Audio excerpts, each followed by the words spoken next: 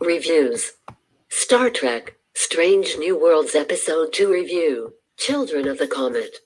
Star Trek, Strange New Worlds' second episode is a near-perfect balance of character moments and a charmingly simple adventure of the week. This Star Trek, Strange New Worlds review contains spoilers. Star Trek, Strange New Worlds Episode 2. The second installment of Star Trek, Strange New Worlds is as delightfully entertaining as the series premiere, highlighting the fabulous chemistry of this cast and various crew permutations, and fulfilling the franchise's promise to the letter. Seeking out new life and new civilizations, and maybe giving them an unseen helping hand along the way.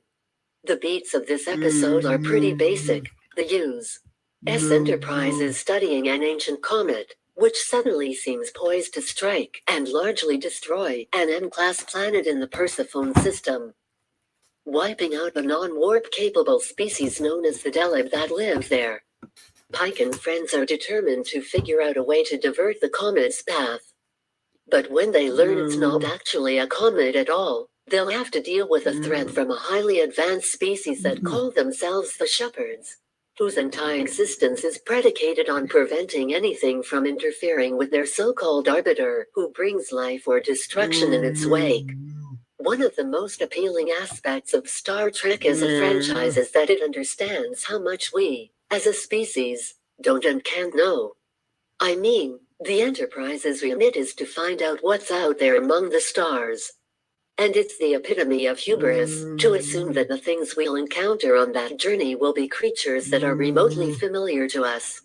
For me, Trek aliens are and should be weird and unknowable in a lot of ways. See also the glow cloud-esque species 10C on the most recent season of Star Trek Discovery, and they should have beliefs and cultures that are often wildly different from our own.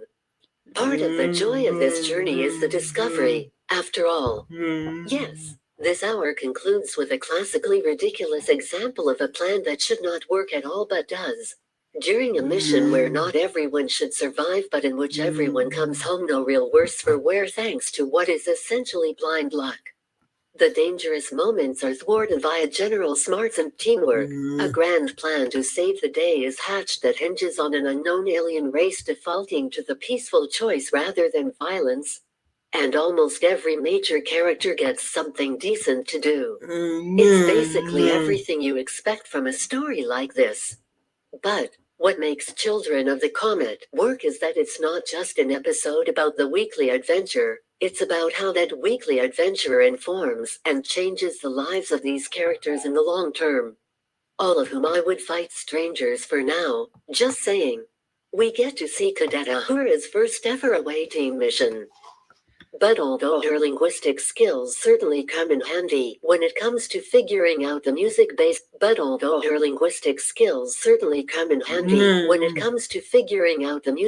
communications method that Relic uses, again, with the math, it's all really a larger metaphor for her personal journey, which is figuring out that she has a place and a future in Starfleet. Read more TV Star Trek, Strange New Worlds, What You Should Know About Pike, Spock, and #1 TV Star Trek, Strange New Worlds, during Pike's family-style captain's dinner, which I desperately hope we see more of this season, and not only because Anson Mount rocks an apron, but because it's so nice to see these characters all get the chance to interact in a low-key, low-stakes setting. Uhura's larger backstory is revealed. One in which a family tragedy drove her to Starfleet Academy after her parents and brother were killed in a shuttle accident and upended her previously planned future of academic scholarship. Given the person that we know Nyota Uhura grows up to be, I think there's a natural tendency to idolize this character and her storied role on the Enterprise. But Strange New World certainly seems comfortable enough showing us her flaws and insecurities in this episode that I don't think that's going to be a problem going forward. Is she something of a prodigal wunderkind? Yes, and on a long enough timeline that certainly could get very annoying. But right now she's also still human, and the show gently pokes fun at her uptight demeanor and treats her indecision about her future in Starfleet as a natural, understandable reaction to the trauma she's experienced rather than an in-joke we all know she'll get over one day. The series makes the same sort of gentle nods toward the future we've already seen for these characters even as it grounds them in their current positions on the canvas. From Nurse Chapel's flirtation with Spock to the Vulcan's own lack of understanding of human expressions of emotion. Pike's dark future is repeatedly referenced in subtle ways. From his endearingly awkward stumble over discussing 10-year plans with Uhura to his near-area Stark-like obsession with reciting the identities of those future cadets whose lives he'll one day save. Do I want an episode where he's going to need an intervention about that someday? Yes. There's an interesting tension between Pike, Spock, and #1's reactions to the events that took place on Borth. In last week's episode, Spock insisted that knowledge of death was simply another tool of effective leadership, while here, Una seems more interested in convincing her captain that his future is in his own hands, and he can somehow fight fate. Pike seems to be somewhere in the middle. This is, after all, a future he chose willingly, even if it sucks. And he seems to believe that his sacrifice both on Discovery and the one that's still waiting in his future on Star Trek, the original series, isn't will be worth the lives he's saved. There's just something poetically heroic about the idea that part of his journey this season is about fully making peace with that choice, and embracing the idea of using the time he has left in the best ways he can.